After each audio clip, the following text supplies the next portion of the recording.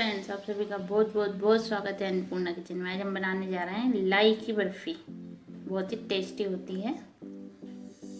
हाँ फ्रेंड्स, अगर आप मेरे चैनल पे पहली बार आए हैं तो मेरी रेसिपी को लाइक करें, कमेंट्स करें, शेयर करें फ्रेंड्स में, और चैनल को सब्सक्राइब करें ये लाल बटन दबाकर, और नीचे घंटी का बटन आ जाएगा उसको क्लिक करें, जिससे कि मेरी नई नई रेसिपी आप तक जल्द से जल्द पहुँच सकें।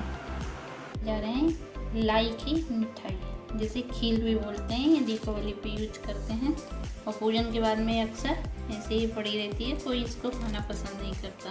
तो आज हम इसकी स्वादिष्ट मिठाई बनाएंगे। उसके लिए हमने ये 2 कप खील लिया है, जिसको लाई बोलते हैं। आप अपने अंदाज से कम ज़्यादा कर सकते हैं। आप इसको एक बड़ी थाली में लेके पहले साफ़ कर लें।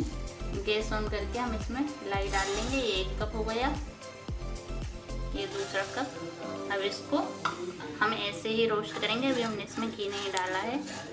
इसको थोड़ा रोस्ट कर लेंगे, जिससे ये थोड़ी क्रिस्पी हो जाएगी। ये हमने 2 मिनट इसको अच्छे से भून लिया है। इसमें जो नमी होगी वो निकल जाएगी और ये आराम से हमारा मिक्सर में पीस जाएंगे। ये मिक्सी के जार में डाल के अब हम इसको बारीक पीस लेंगे। पीस लिया है, देखिए वैसा ही रहेगा, थोड़ा दरदरा सा, ये बिल्कुल बारीक नहीं होता है और हमें ऐसा ही चाहिए। अब गैस ऑन करेंगे। हम गैस ऑन करके उसमें 2 चम्मच घी डालेंगे। घी गर्म हो चुका है, इसमें हम डालेंगे लाई जो हमने पीसी है। इसको चलाएंगे। इसको लो फ्लेम पर ही सेकें, नहीं तो ये जल जाती है। और ज़्यादा नहीं सेकना है, क्योंकि हमने इसको पहले भी पीसने से पहले भी भून लिया था थोड़ा सा। अब इसमें हम डाल देंगे कोकोनट का पूरा डेसिकेटेड कोकोनट है ये। आप चाहें तो आपके घर में ताज़ा नारियल रखा हो तो उसे भी आप ऊपर का पार्ट निकाल के ब्राउन वाला और किसकर डाल सकते हैं।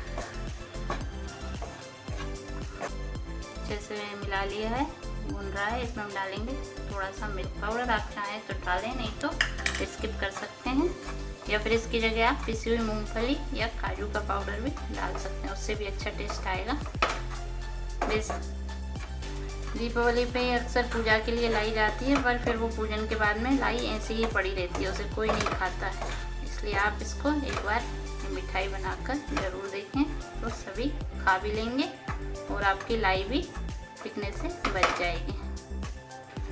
अच्छे से भुन गया है, सारी चीज़ें मिल गई हैं अच्छे से, और अब गैस बंद कर देंगे। अब हम शक्कर की चाशनी बनाएंगे। अब एक पैन में आधे कप शक्कर आप अपने हिसाब से कम ज़्यादा कर सकते हैं, और उतना ही पानी।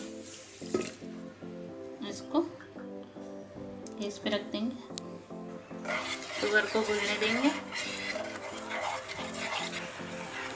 चाशनी में ही हम डाल देंगे थोड़ा सा कलर। अगर आप चाहें तो ठीक है, नहीं तो आप कलर आप स्किप कर सकते हैं। आपकी पसंद का कोई भी कलर डाल सकते हैं। अब एक प्लेट या ट्रे कुछ भी ले लीजिए जिसमें आपको बर्फ़ी जमानी है। उसमें हम थोड़ा सा घी लगा लेंगे, जिससे कि बर्फ़ी अच्छे से डिमोल्ड हो जाए। चाशनी में हमें कोई तार नहीं चाहिए, बस शक्कर हो चुकी है। अब गैस बंद कर देंगे। अब वही पैन वापस रखेंगे हमारा मिक्सचर वाला, उसमें हम थोड़ी थोड़ी चाशनी डालेंगे, मिलाते जाएंगे। गैस को लो पर ही करें, हाई ना करें। अब इनको अच्छे से मिला लीजिए चाशनी के साथ में।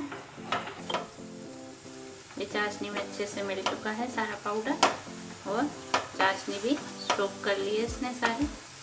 शक्कर आप अपने हिसाब से कम ज़्यादा कर लें, और चाशनी को कोई तार वाली नहीं बनानी है, सिर्फ शक्कर पिघलने तक ही हमको बनाना है। देखिए इसने किनारे भी छोड़ दिए हैं। अब इसको थोड़ा सा ठंडा हो जाएगा, ज़्यादा ठंडा नहीं, सिर्फ गुनगुना हो जाएगा, तो हम इसको जमा देंगे। अब जो हमने घी लगाई है प्लेट में, जो प्लेट को ग्रीस किया है, उसमें हम सारा मिक्सचर ट्रांसफ़र कर देंगे। अब इसको अच्छे से फैला देंगे।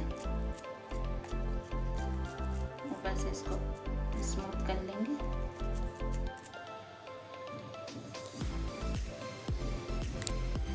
ये हमने बर्फी अच्छे से स्मूथ कर ली है। इसमें हम थोड़े से ड्राई फ्रूट डालेंगे, ये बादाम और पिस्ता काट के बारीक। आप चाहें तो डाल सकते हैं, नहीं तो स्किप कर सकते हैं। और इसको जमने के लिए 2 से 3 घंटे के लिए ऐसे ही छोड़ देंगे। बर्फी जम चुकी है। अब इसको हम अपने पसंद के किसी भी शेप में आप काट सकते हैं। अब इसको हम निकाल लेते हैं।